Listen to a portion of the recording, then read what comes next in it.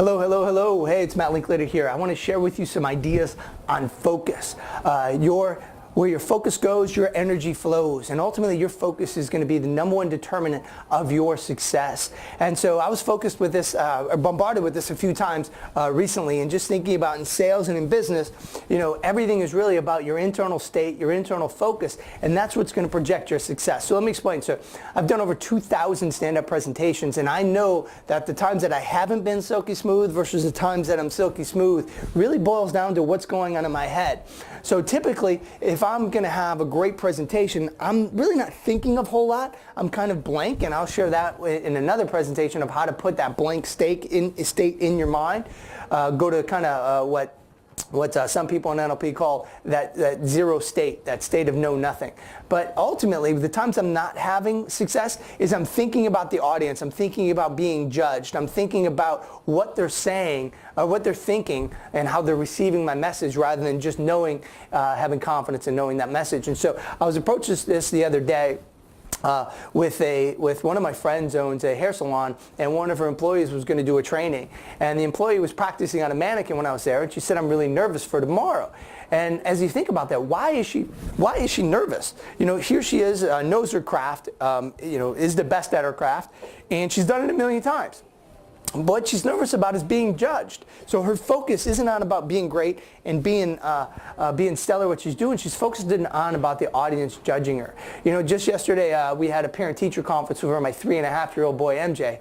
Pretty grown up already, but to be having those types of meetings. But when I went in there, one of the things they said is that sometimes when he goes into a group meeting, he surveys the land, and he's kind of surveying, not necessarily where does he fit in, but he's surveying, is it safe in there? He doesn't really, when people approach him, he sometimes thinks they're, in theory, not attacking him, but he's really protective of his safe space, of his closeness. And so really what he's doing is he's focusing in on, protecting himself and his territory rather than just feeling like he's safe and having fun. So it's really just a shift in his mind that if he was able just to kind of let his guard down and go play, he'd have a lot more fun.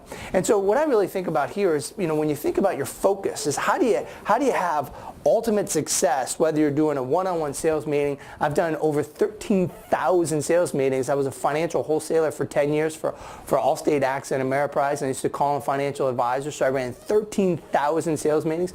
I've done over 2,000 stand-up presentations. Where in those presentations I was either speaking to financial advisors over the time, I've spoken to retail investing customers, I've spoken to business owners, I was a partner in a training company where I did about over 600 trainings in 4 years. I spoke to over 20,000 people. I've sold from standing up, from stage. I've done many different things, and ultimately my success in business always comes to what am I focusing in on, and can I control my mind, can I control my physiology and have success? So think about it. I grew up in Chicago here. How did Michael Jordan get in the zone more than other people? And I think in business you can be in the zone just like an athlete. So how was Michael Jordan throwing up 40 points on the court while he was on the side throwing up? And it was ultimately, what is he focused in on? And so what are you focused in on every day? The days that you walk in and you have great business meetings. You go walk in, you have a great sales meeting. And so what's the difference in those days? And it's ultimately, what are you focusing in on, and what are you thinking about? I always think about, the difference between a good day and a bad day. What are those? What is the real difference there? Do you wake up on a good day, or does a good day happen to you? Wake up in a bad day, bad mood, or does a bad day happen to you? Think about it. You wake up and you have a bad day. You wake up, it's raining outside. You go get your latte, you spill it on your shirt, your tie, your blouse. You go into work that day and everybody's stupid, right? Or on the other side, you wake up and you have a great day. It's sunny outside, they give you an extra shot in your latte, and you go to work, everybody tells you how great you look, and sales are through the roof, revenue's through the roof, everybody's great. What is the difference in those 2 days? Is it the day or is it you? Now think about it, have you ever kind of walked through your day and said, hey, everybody's stupid today? You go to the gas station, you go to work, everybody's just kind of seems like they're on edge or bothering you. And the more that happens throughout the day, because it happens to all of us, is it them or is it you? And so it's really ultimately your focus. So one of the things that one of the great books out there is a book called Flow. And so in the book called Flow, what he talks about is that ultimately you want to have autotelic experiences in life. And it's almost like what Einstein said with the theory of relativity. Time can either seem to go really slow or seem to go really fast depending on what we're focusing in on. And so really, if you're focusing in on work and something that you love, the time can go by really fast. Now, I'm not a big proponent of saying, hey, you got to do everything you love in life. Now, certainly I try to delegate all the things that I don't love to do, but there are certain things that I'm just good at that I don't love to do that I have to do being a business owner. And so what he says, though, in this book, Flow, and this kind of derived also in neuro-linguistic programming to a degree, is that we're bombarded by 2 million bits of information every second. But we can only handle 134 bits of information every second. So let me put this in perspective. What are you focused in on? So have you ever bought a new car? So you buy a new car and you're excited to have it, you pull it off the lot, and then you see it everywhere. You realize, man, everybody has this car. I would have never thought that before I had it. It happened to me when I was 27. I bought a Nissan Murano. And here I was, single guy, 27, and pulled it off the lot, realized Nissan Murano is a soccer mom and soccer dad car. But hey, it was a great car. It was great for me being an outside salesperson, an external wholesaler in the financial world, so it worked out really well. But ultimately, we know that we're hit with a lot of information because those cars were there before. You were just focused on something else. And so really what it boils down to is our internal filters. We have internal filters that, to chunk them up, to use kind of 3 easy terms, is we delete, we distort, and generalize. So we delete a lot of information around us.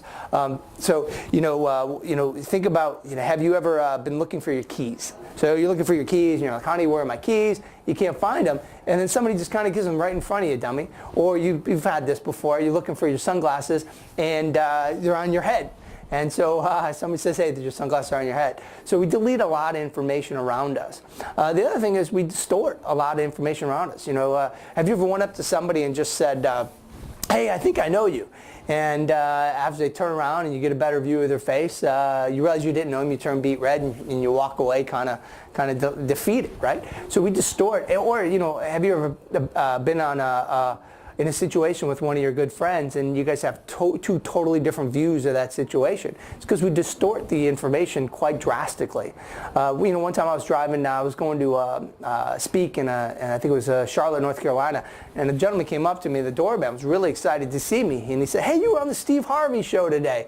And I was like, no, I wasn't on a Steve Harvey show. And he's like, yeah, you're that drug addict that came back and made something of your life. And I was like, well, that's a good story, but it wasn't me. But so we distort a lot of information. Another thing is we generalize, and we generalize on the past. We generalize on our past.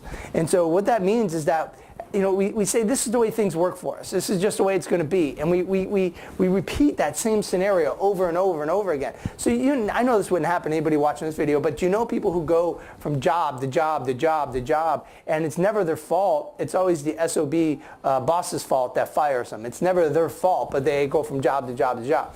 Or the person goes from relationship to relationship to relationship. It's never their fault. It's they date crazy people. So we actually generalize on our past and carry those patterns out drastically into the future. And so when you think about sales or business, a lot of our same sales meetings we repeat. We might run 100 sales meetings in a year, but they're all the same because we repeat the same patterns, the same mistakes. We might run 13,000 sales meetings in our lifetime, but we repeat the same sales meeting over and over because we're generalizing on the past and keeping those patterns. So we're bombarded by these 2 million bits of information. We're deleting, we're distorting, and generalizing. We have 134 bits. So what we have is an internal state and physiology and representation that goes on in our head. So it's one of the things is, does a bad day externally happen to us? Or does a bad day internally, do we start with that and project that out? And it's kind of one of those things, what happens first, the chicken or the egg? And the only thing we can control is we sometimes can't control our environment. Now, you can control our environment. You should control who you hang around with and where you're hanging out and things like that. You shouldn't be out drinking at night and then expect success. I gotcha. But we can't really overly control some of the things that happen to us in life, some of the things that happen to us in business, some of the things that happen to us in sales. We can't overly control that, but what we can do is control the internal state and our internal focus, and what are we focusing in on? And it's kind of like focusing on that car is how do you set your reticulation activation system? That's the part of your brain that tells you what to pay attention to. So if you can set that, and all of a sudden you do that with a car, you buy a car and you see it everywhere, how do you set your internal state, your internal representation, so you're focusing in on just success? So you're focusing in on everything that you ultimately want in life rather than what you don't want. And so instead of thinking about how am I going to be judged or what's going to happen, is having confidence in the space of knowing your stuff and kind of rolling right through it. So how do you shift that? How do you shift and kind of at least set your internal state, set your internal representation? Because what's first, the chicken or the egg? The internals does the internal state or the external environment, and they're going to kind of just keep revolving on each other. So the only thing you can really control is your mindset, your state, and your physiology. So let me explain a few things that helps me control my state, my mindset, and my physiology. First thing is I'll share with you some things that I think help me to start my day and go through the day. Is number one is I like to work out at 5 a.m. If I don't work out at 5 a.m., I say I'm going to work out later in the day. What happens is I start making excuses and then I never get to it. So if I work out at 5 a.m., boom, it energizes me and puts me in a great state, and I'm ready to go for the day. If I don't work out, I just don't have that same energy, don't have that same type of physiology, don't have that same mindset. Because then, if I try to do it at the end of the day, I'm going to make excuses. Next, I like to meditate. If I can get 5-10 minutes of meditation, that's fantastic. And really, meditation is really just clearing my mind and separates me from the external world for 5 or 10 minutes. It helps me reset myself. Then I like my protein shake. I like having the same shake, the same green juice, the same green tea. I even eat the same lunch every day. And it's really because then I don't have to I can focus in on the things that are make me successful rather than deterring and wasting my energy on small decisions. So how do you set that, right? How do you put that in line for yourself? The other thing is write down your top 10 goals. I have my goals, my vision board, and my incantations right next to my bed. I have them sitting there taped to my shutters, and so I can see them every time before I go to bed and every time I wake up. I have it in my bathroom on the mirror. So every time I wake up, I have it right there for you. I have it for myself. I have it in the office here. Now, when I do trainings, I teach something called Physiology of Excellence, and I'll do a video on that here in a podcast in the future. But ultimately, what a Physiology of Excellence is, how do you stack the states of success inside of you? And so we talk about courage and commitment and clarity and comfort and things like that, to have that stacked inside you, so when you're in business, you're ready to roll. And think about states, right? So my little guys, we do one of two things in the morning. Is sometimes we play Tony Robbins incantations. So before I go and do a stand-up presentation, I'll listen to Tony Robbins incantations once or twice. They're 10 minutes long. So in my hotel room, I'm jumping around, and I look like probably a teenager jumping around to incantations, but it's really just to get the energy flowing in my body. So sometimes we do that with our kids. The other thing that we do is, right now we've been playing the song Unstoppable from The Score. So how many times have you ever listened to a song and put you back to a time in your past where you felt great and you just start kind of getting those same feelings again? It's the same thing. So we try to induct our kids, through positive affirmations, positive music, to kind of get them going throughout the day. We'll even start dancing around in the morning and throwing them up in the air just to get that juices flowing. So there's a lot of different things you can do to change your state. One thing I tell my kid before they go to school, and this is funny because this just happened yesterday during the parent-teacher conference, they said, well, what are some of the things that you do? Because I was telling him when he goes into an environment and he doesn't feel safe, how do we change his state? How do we get him hyped up so he has a different state to take on the environment? The same thing we've been talking about. I said, how do we do this with a kid? So some things I do is I always just hit them with knuckles. We blow it up. I tell them to give me their muscle. I tell them to say, go, go. And they do this thing. But here's what I do in the morning. I tell my son before he goes to school, look, leaders lead by example. When they ask you to do something, you do it faster than anybody. When they ask you to pick up, you pick up 20% more than anybody. You are like Lightning McQueen. You think speed, you think fast. And I told them this yesterday, and they started started laughing because they said he's always the first one to, when they say get in line, he runs to the wall to get in line. When we say to pick up stuff, he's always running around to pick up stuff. And it's really because it's what I put in his mind. So what we're focusing in on is where our energy is going to go. Where our focus goes, our energy flows.